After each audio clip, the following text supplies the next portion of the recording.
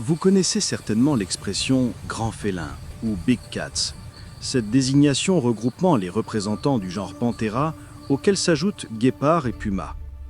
Ces félins majestueux constituent actuellement l'élite des prédateurs terrestres, dominant environ 75% des écosystèmes mondiaux où règne au moins l'un d'entre eux comme apex prédateur. Une hégémonie remarquable qui s'étend sur des millions d'années, les premiers grands félins étant apparus durant le Miocène supérieur, voilà environ 6 millions d'années. Pourtant, malgré cette domination écrasante, les félins n'ont jamais été seuls dans la course au sommet de la chaîne alimentaire durant ces derniers millions d'années. D'autres groupes leur ont disputé cette suprématie, particulièrement les canidés. Cette famille englobe nos chiens domestiques actuels, mais aussi loups, coyotes, renards et bien d'autres. Tout comme leurs rivaux félins, les canidés ont colonisé l'ensemble de la planète, néanmoins avec une différence notable concernant leur gabarit généralement plus modeste. Le plus imposant canidé sauvage contemporain, notre loup gris, égale à peine en taille le deuxième plus petit grand félin, la panthère des neiges. Cette observation soulève naturellement une interrogation fascinante. Où sont donc passés les big dogs ? La réponse risque de décevoir les amoureux des canins, car elle est aussi directe que mélancolique. Ils ont tout simplement disparu, depuis fort longtemps. Pourtant, oui, voilà plusieurs millions d'années, d'immenses canidés régnaient sur diverses contrées du globe.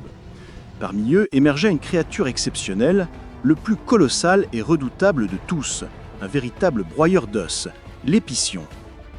Malgré son statut de plus grand canidé ayant jamais existé, cette créature préhistorique reste méconnue du grand public. Contrairement au célèbre smilodon ou mammouth, l'épicion n'a jamais vraiment eu droit à sa place dans les documentaires populaires. Paradoxalement, cette bête fascine les scientifiques depuis 160 ans, les premiers fossiles ayant été exhumés au Nebraska. L'holotype consistait en une mâchoire fragmentaire, mais suffisamment préservée pour ressembler fortement à celle d'un loup moderne, conduisant initialement les paléontologues à l'intégrer au genre Canis. Néanmoins, les découvertes ultérieures révélèrent progressivement une toute autre réalité. Des crânes complets furent mis au jour, dévoilant des caractéristiques nettement distinctes de celles des loups actuels. Avec des prémolaires exceptionnellement larges et spécialisés, ainsi qu'un crâne massivement plus imposant, cette créature terrifiante arborait une tête évoquant davantage celle d'un grand félin ou d'une hyène plutôt que celle d'un loup. Intrigant paradoxe, car bien que n'appartenant pas définitivement au genre Canis, l'anatomie corporelle confirmait son appartenance aux canidés. Alors, quelle était précisément cette énigmatique créature ? L'explication résidait dans son crâne atypique, ses prémolaires hautement spécialisés et sa mâchoire extraordinairement robuste constituant des caractéristiques exclusives d'un clade particulier de canidés, les borophagines.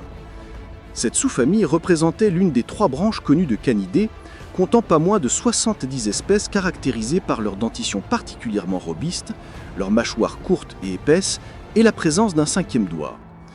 Ces canidés préhistoriques singuliers prospérèrent en Amérique du Nord durant plus de 15 millions d'années, présentant une variabilité de taille considérable. Certains n'excédaient pas la taille d'un renard, tandis que d'autres surpassaient largement le loup. L'épicion dominait magistralement cette diversité, son nom signifiant littéralement « plus qu'un chien ». Le genre comprenait 3 espèces distinctes, Savus, Uridodenteis et Adeni. Les 2 premières demeuraient relativement modestes et graciles, bien qu'un Uridodenteis adulte pouvait peser le double d'un berger allemand. Mais Épicion Aideni représentait véritablement un monstre. Les fossiles révèlent qu'un individu adulte pouvait mesurer 2,40 m de longueur pour 90 cm au garrot, équivalent aux dimensions d'une femelle grizzly. Cette stature impliquait un poids moyen oscillant entre 100 et 125 kg, surpassant un léopard et rivalisant avec un jaguar imposant. Comme nombreux grands mammifères carnivores, l'épicion présentait un dimorphisme de taille significatif, suggérant d'importantes variations de masse entre individus. Un numérus particulièrement colossal fut découvert, et en trappelant depuis des spécimens plus complets, son propriétaire aurait atteint 170 kg. Ce spécimen aurait surpassé tout canidé connu, égalant un lion mâle adulte, 2e plus grand félin actuel. Cette taille exceptionnelle permettait à l'épicion Aideni d'accéder à des proies inaccessibles aux autres grands canidés, qu'ils soient éteints comme le loup sinistre ou actuel. Sa taille n'était pas son seul avantage.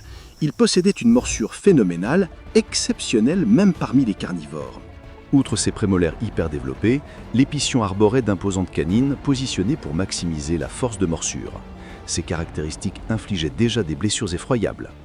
Mais ses mâchoires épaisses, soutenues par une musculature massive, amplifiaient encore sa puissance. Certaines estimations suggèrent une force de morsure atteignant 16 000 newtons, comparable aux alligators américains actuels. Cette puissance destructrice lui permettait de perforer peau, pierre et os, ciblant les zones vulnérables comme le cou et la tête. Les analyses dentaires et environnementales révèlent qu'il chassait principalement chameaux, antilopes, chevaux, pécaris et même des rhinocéros, comme le téléocéros, une bête atteignant 4 mètres et 2 tonnes. Pour terrasser de tels colosses, les paléontologues supposent une chasse en meute, une hypothèse supportée par plusieurs indices suggérant un mode de vie grégaire. Cette théorie s'appuie sur le fait que la majorité des grands canidés vivent dans des groupes sociaux complexes, chassant collectivement, à quelques exceptions près comme les renards, loups à marinière et coyotes. Le registre fossile renforce cette hypothèse, montrant l'épition comme prédateur dominant en Amérique du Nord, durant tout le Miocène, un succès généralement associé aux animaux sociaux. Sa morphologie unique parmi les canidés, avec une carrure massive et un squelette composé d'os épais et lourds, limitait probablement son endurance à la course, le contraignant à chasser comme un félin par courtes accélérations. La chasse en meute compensait ce handicap d'endurance. Imaginez un chien de la taille et au comportement d'un lion, perspective véritablement terrifiante. Mais son atout ultime résidait dans ses mâchoires briseuses d'os. Ses molaires et prémolaires courtes, pyramidales et larges à leur base, ressemblaient étrangement à celles des hyènes actuelles, célèbres pour leur régime ostéophage. Magnifique exemple de convergence évolutive, puisque épition et hyène ne partagent aucune parenté proche. Des coprolites, contenant d'importantes proportions d'os partiellement digérés, confirment cette alimentation. Cette adaptation permettait un charognage efficace et l'extraction maximale de nutriments via la moelle osseuse, avantage crucial durant les famines. L'Amérique du Nord connut d'importantes fluctuations climatiques au Miocène, alternant chaud-froid et humide-sec durant des millions d'années. Grâce à ses dents polyvalentes, l'épition prospéra malgré tout, capable de consommer fruits, viandes, végétaux coriaces, racines et invertébrés. Cette flexibilité alimentaire existe encore chez certains canidés actuels, comme le loup à crinière, tirant 50% de ses calories des végétaux. Cette adaptabilité permit à l'épition une distribution géographique impressionnante, couvrant une grande partie des États-Unis et du Sud canadien. Ces restes furent découverts dans des environnements extrêmement variés: forêts, savanes, prairies, plaines inondables, grottes et écotones. Ils côtoyaient naturellement une faune diversifiée, incluant mammifères comme Amébélodon, Calipus, Spermophilus, Perognathus, Castor, Dipoïdes, Hippolagus, diverses chauves-souris, Aepicamélus, Cosorix, Néohyparion, Prosténops, Téléocéras, mais aussi reptiles comme alligators, crocodiles, crotales, vipères, boas, couleuvres, tortues et amphibiens divers. L'épition n'était pas seul carnivore, partageant son territoire avec Agriotherium, Barburophélis, Leptosion, divers amphicyonidés et autres borophaginés comme Paratomarctus, Ichirociwan, Aelurodon et Carpotion. Les interactions entre ces prédateurs restent mystérieuses, faute de preuves directes. Mais sa taille imposante devait dissuader la plupart des concurrents, seuls Agriotherium et Barburophélis pouvant éventuellement l'affronter. Ces remarquables adaptations permirent au genre épition de prospérer de 20 à 5 millions d'années avant notre ère, une longévité de 15 millions d'années témoignant d'une résilience exceptionnelle. Pourtant, ce géant finit par disparaître. Les causes exactes demeurent débattues, l'hypothèse initiale accusant l'arrivée des grands félins en Amérique du Nord s'avérant problématique, puisque les félins comparables comme Smilodon n'apparirent qu'après, voilà seulement 2,5 millions d'années. Le changement climatique semble plus probable. La fin du Miocène connut un refroidissement important et une aridification croissante, transformant drastiquement les écosystèmes nord-américains et causant l'extinction de l'épition, le plus grand chien de tous les temps. Ces bouleversements favorisèrent paradoxalement l'émergence d'un primate particulier, mais ceci est une autre histoire.